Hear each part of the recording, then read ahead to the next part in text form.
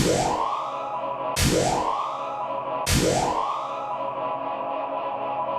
い、こんにちは。ラッドミュージックスクール学長の瀬戸です。今日はですね、このチャンネルで過去にあんまりこのアンブ手話、これが正しいよ、これが正しくないよっていうのを語ってこなかったので、今日は初めてね、ついに語ってみたいと思います。その前にですね、大前提として、そのアンブ手話を語る前にこのセッティング、マウスピースとリードのね、セッティングがものすごい重要なので、まずね、この辺にリンク載せてるので、そっちからね、ご覧になった方がいいかなと思います。それでちなみにパパッと説明すると、僕のこの、マウスピースがハイバッフルですね。バンドレン、ジャンボ、ジャバ、A75 ですね。で、ティップのオープニングが、2.2 ミリかな。そして、リードがね、この、バンドレンの、ジャバの緑箱、2半です。柔らかいです。なので、僕が使っているセッティングはそれです。そういった感じでね、そのセッティングを大前提として語っていきたいと思います。じゃあまずね、パパッと写真を見ていきたいと思います。まずね、ダメな、良くないアンブ手話からね、見てみましょう。はい、写真いきますよ。はい、これですね。まず、論外って書いてありますね。これ何かというと、これは皆さんね、ご存知だと思うんですけど、歯の力でリードを噛む。下からグッてね、こう噛む。するとね、もちろんね、下唇が全くコントロール効かなくなって、硬くなってしまうので、これはもう論外ですね。これ皆さんご存知だと思います。で、そのバロメーターとしては、下唇ね、ここペロンとめくった時に、下唇にね、この自分の歯の跡がついてたり、演奏した後、あ、痛い下唇が、ってなったら、もう、これに当てはまってしまっているので、これは、避けましょう。ちなみに、正しいアンブ手話でやるとですね、7時間演奏しても8時間演奏しても下唇は全く痛くなりません。それがバロメーターです。はい、これは論外でしたね。はい、じゃあ次の写真ですね。これね、バッテンが書いてあってよくあるって書いてありますね。で、これね、顔の形で結構判別可能なんですよ。何が良くないかっていうのがですね。じゃあそれを早速見てみましょう。この顔の形を覚えておいてくださいね。こんな感じです。はい。で、ここのほっぺたの上の骨のところが結構浮き彫りになってる。浮き彫ってるんですね。で、これ何かというとですね、リードが硬い結果ですね、こう思いっきりこう、持ち上げてると。で、かなり動画とか見てるとね、こういう形になってる人いっぱいいると思うんですよ。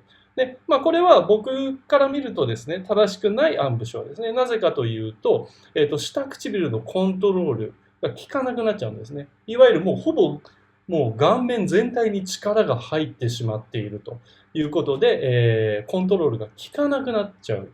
なので、これも典型的な良くないアンブ手話の一つです。で、それに関連しているんですけども、これね、次の写真結構面白いんですけれども、はい、見てみましょう。これもよくありますね。演奏している時にキュッキュッって眉毛をね、吊り上げたりね。目見開いたりしてもね、全く音は改善されませんし、音の影響は一つもないです。なので、無駄な動きになります。なので、無意味なね、動きはもう、やっても全く意味がないので、これはね、やんない方がいいんじゃないかなというふうに思います。はい。じゃあ以上がね、これ正しくないアンブ手話だったんですけれども、で皆さん多分おそらく見たことあると思います。これらの。もしくは経験したことあると思います。唇ね、下の唇が痛くなったりね、こう、頬の骨がね、キュッて上がってる人を見かけた人結構いると思うんですね。はい、じゃあね、早速次なんですけれども、正しいアンブ手話ね、これ説明するのが結構難しいんですけども、行ってみましょう。はい。まずね、写真から見るとこんな感じです。顎の上の骨も上がってませんね。はい。じゃあ次の写真を見てみましょう。はい、じゃあ説明に入ります。ちょうどですね、この唇のところに線を引いてですね、その唇から上の顔の面のあたりは、アンブシュアとは全く関係がないので、一つも力は入らないはずです。全く入らないはずです。そして、その向かって青い矢印、丸って書いてありますけれども、この唇から線を引いた下のところ、ちょうどこの顎の周りのところだけが、アンブシュアで音に影響を与える部分です。はい。なので、まずこれを覚えておいていただいて、次の写真を見ましょう。なぜそのようにする必要があるかというとですね、絶対条件1。これは唇を前後に動かすと書いてあります。それで、ロール。つまり動かすというよりはですね、唇を前後にちょっと、顎とともに動かすんですね。ロールするんです。前後に。その余裕がなければいけないということなんですね。なので、顔の他の部分に力入ってたら、絶対ロールできないので、まずそれが大前提ですね。ちょっと見えるかな？じゃあ、ロールってこんな感じなんですね。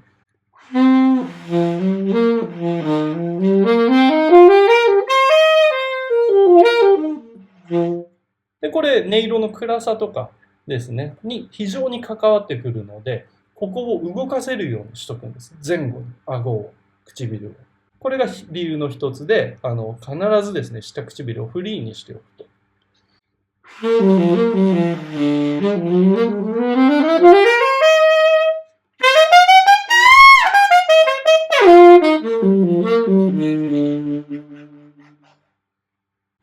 はい、今ね、かなり唇がね、動いてましたけども、これがサックス演奏でかなり重要なアンブシュアの形なので、ぜひ覚えておいてください。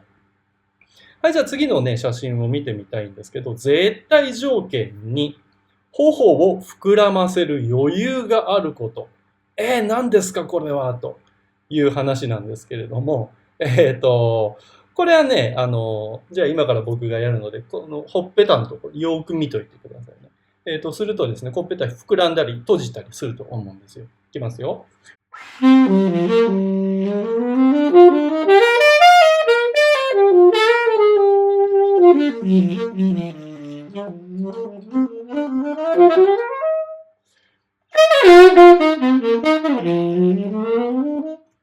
みたいな感じで、今、って唇がね、このほっぺたがね、膨らんだり閉じてたりしてたと思うんですけれども、これが重要です。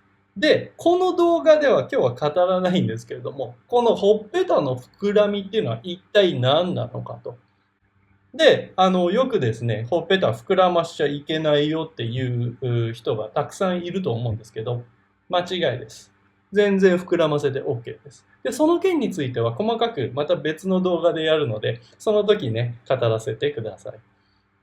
はい、じゃあこの写真に戻ってみましょう。で、このアンブシはどんな風にするのが正しいか、この赤い点線から下の部分ですね。で、これって面白いことで、セッティング、このマウスピースとリードのセッティングさえうまくいってれば、ごく自然に月日が経つごとにそんな風な形になってくるはずです。なぜかというと、それ以外の正しくないアンブシュアの形をするとですね、音出なくなるはずなんですね。このハイバッフルのマウスピースと柔らかいリードをつけるとですね。一つコツとしては、下唇をですね、もう何の意識もせずに、ただ普通にパクッと噛むだけなんですよ、こうやって。せーの、もう何の意識もせずに噛むと。するとね、若干下の歯に当たって下唇が、若干だけですね。っていう風になるはずなんですけれども、こう言ってもね、やっぱりこの YouTube なので、目の前にね、その人の顔がないと僕もどんな風になってるかなっていうのは見えないんですけれども、基本的に伝えるとそういうことです。もう何の意識もせずに、パクッと噛む。ただそれだけです。じゃあちなみに僕が正しくないアンブシュアでやってみましょう。この一番初めの写真で、論外って書いてあったやつですね。歯の力でリードを噛む。するとこんなことになっちゃいます。いきます。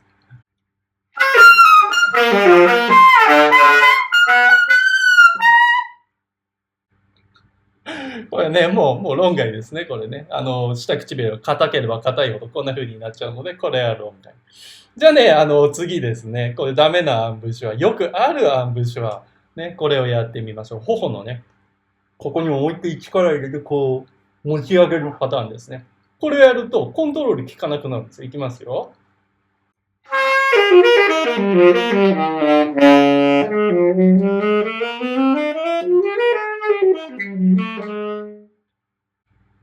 全く低音コントロール効かないですね。なので、ここを自由にしといてあげないといけないんですよ。いつでも、ふわっと、もう瞬時に動かせるようにすると。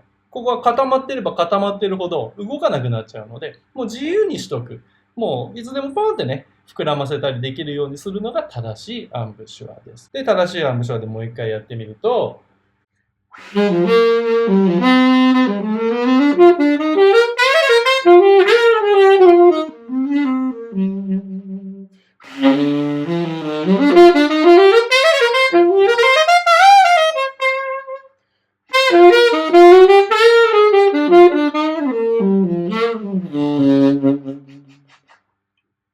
でね、ここがすごい自由にフラフラフラってしてたのがわかると思うんですけれども、今のが正しいね、アンブシュアですね。このアンブシュアっていうのはものすごい奥が深くてね、理解しづらい分野だと思うんですね。なので、まずセッティングを見直して、で、今日語ったようなことを再度見直してみるっていうのをね、やってみるのはいかがでしょうか。はい、では高評価ボタンとチャンネル登録ぜひよろしくお願いします。じゃあまた次の動画で会いましょう。バイバイ。